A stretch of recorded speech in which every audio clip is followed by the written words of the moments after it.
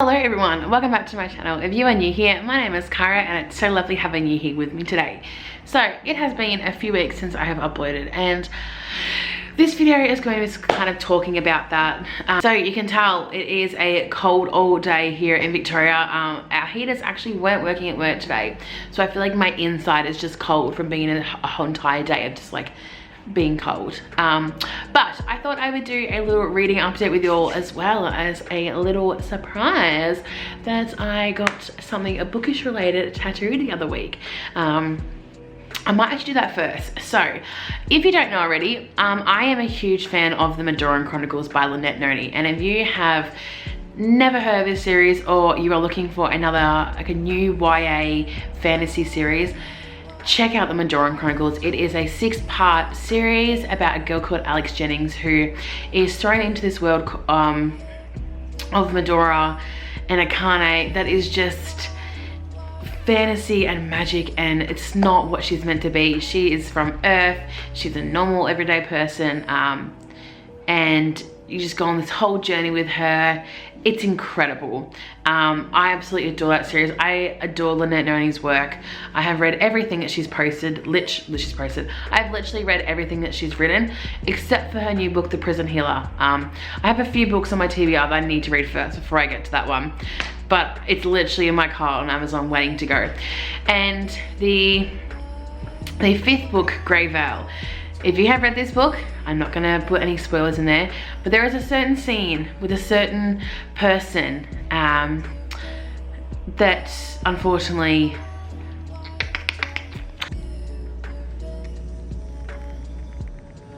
and the scene that happens before this, there is a quote that is discussed about how despite not being there anymore, this character will still love this character for as long as there are stars in the sky. And ever since I read that, the quote just got stuck in my head. Like I could never get it out of my head.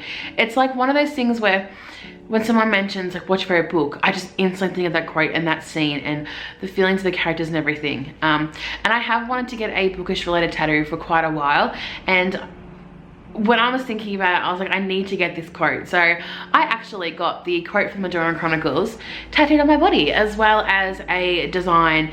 I'll do a close-up as well so you can see it more clearly. But I spoke to my tattoo artist who's done my other 2 tattoos, and we designed like a book related sort of like flower growing as well as the quote. So it is up here on my bicep. It is a book sort of growing. As I said, I'll do a close-up of it with the quote, for as long as there are stars in the sky, on my arm. I absolutely adore it. It just really solidifies my like love and my passion for reading. Like it's literally been something that has been with me since I was, as long as I can remember, and I know that it's never going to leave me. And that's sort of what that quote represents, is like that passion and love for books. It's gonna be with me for as long as there are stars in the sky. It's forever. I'm never gonna not be passionate about books, you know. I think working with children, having that love for literacy is so important, and I absolutely adore sharing books of every genre with my kids at my work. And it's such a joy to me to share that love from the smallest age. So that's my my little tattoo update. When I was searching for sort of some ideas about book related tattoos, there was a lot, sort of like Lord of the Rings, Harry Potter, all those really big series. But I love seeing these like small, just close to home Australian books be appreciated, and I'm so glad I got this tattoo. I absolutely love it. Yeah, I posted on my Instagram and everyone was like, oh my god, I love this. And I was like, oh my god, I love this too. That's why I got it. Moving on to my little reading update. I feel like I'm in a little bit of a slump right now. When I was looking at my tally for this time last year, obviously this time last year was a completely different thing. We were basically home all the time, we couldn't leave our house. I was still working, I worked through all the pandemic, but comparing where I was this time last year to now, I'm a little bit behind my reading goal. So this time last year, I was up to my 15th book, and I'm currently up to my 11th. And while that's not much of a difference, I do have a goal I want to reach this year, and I'm really hoping I reach it. This year has just been so flat out. I'm from Australia and life has just really got back to normal for us, and you know, we are COVID free, and it's just getting back into life after a year of not having a life, and I forgot how busy life was. So I feel like my reading has been sacrificed because of that, and I know I need to make time for my reading. But I am currently reading the second book in the Grishaverse series, and it is Siege and Storm, which is the second book in like the Shadow and Bone series. So I have watched Shadow and Bone. I have not finished it because I'm really enjoying it, and I know that if I finish it too quickly, I'm gonna be upset. I think I'm on episode 5, so I'm like basically halfway through. I know that obviously in the show, the Six of Crows characters are introduced. I haven't read any of the Six of Crows characters, any of the stories, pardon me. So I really wanted to try and get this finished before I finish the end of the show. I am, as I said, in a bit of a reading slump. I'm only about a quarter of the way through now. Yeah, I went to page 133. And I'm really trying to read at least like 100 pages of this a day. Honestly, it's about 50. I am trying to get 100 every day, but working full time, sometimes it's just not manageable. So despite being in a bit of a reading slump, I have been like really into my like arcs and everything. I have been so graciously, I have been so gratefully I have been so graciously being sent some new books recently. So I thought I would show you some of the arcs that I have received from publishers lately.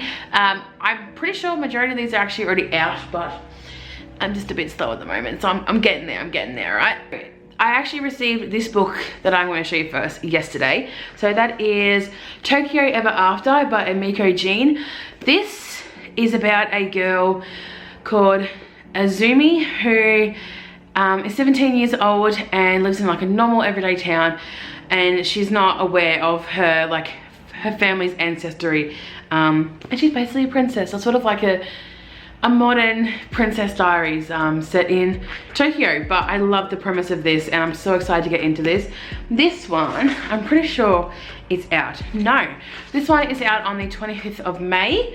I was sent this by Pam Macmillan, and I absolutely adore Pam Macmillan. They are the best. This one is called Love for Losers, and this one I know is out. I haven't read it yet, and I just need to get into it. I really need to stop requesting books because I need to catch up before I request more, and I feel like I've requested more and I need to just stop. I need to just not read the emails until I have finished this pile, and then I can do it again, and then read some of the books that I've actually purchased myself. So the next one is A Slingshot by Mercedes Halloween. I really love the premise of this, but I have seen on Bookstagram that it is a bit of a controversial book, and that the main character Grace isn't that likable, and it's a bit of one of those books where you sort of like, you hate the main character. So we'll see how I go over that one. It's not too long of a book, it's about 340-ish pages, so we'll see how we go with that one. The next two, the fact that I received these, I actually like, my request was received, just blew my mind. So the first one, this is by Hatchet, was The Road Trip by Beth O'Leary. I absolutely adored the flat share. I have the Switch on my shelf that I got from my Bookish Secret Santa last year. And this one is just another one. I adore her work, and I know I'm gonna love this. And I've heard this is really good. And the next one, when this actually showed up, I was like, you've got to be kidding me. It is Realm Breaker by Victoria Avard. I know this is out now, but the fact that I actually received this is amazing. So I love the Red Queen series. Let's leave it at King's Cage, because everything just sort of ruins after that. If you guys are a previous subscriber of mine on my old channel, you know my thoughts about Broken Throne. Anyway, I was very shocked to actually receive this, because I know like Victoria is such a big author, and I know a lot of people wanted this, but I got it and I'm obsessed. This cover is just beautiful. So I've been very lucky lately with the arcs I've received, but as I said, I really need to just chill, read the books I've got before I read more, and just prioritize that reading every day instead of going on TikTok for 45 minutes. I should be reading instead. So I know this video wasn't like really entertaining. I mean, it might have been. Sometimes people just like listening to people talk. If that's you, let me know. But if you guys have enjoyed this video, and if you're on a reading slump, let me know down below, because I feel like this time of year, especially in Australia, it's about to be winter, it's getting cold. It's sort of just like, I just feel like that. I just feel like I need to just take some time. But anyway, if you guys enjoyed this video, make sure you give it a big thumbs up. Subscribe if you haven't already below. Hit the notification bell so you don't miss an upload, and I will see you all in another video next week. I promise. I promise. Bye.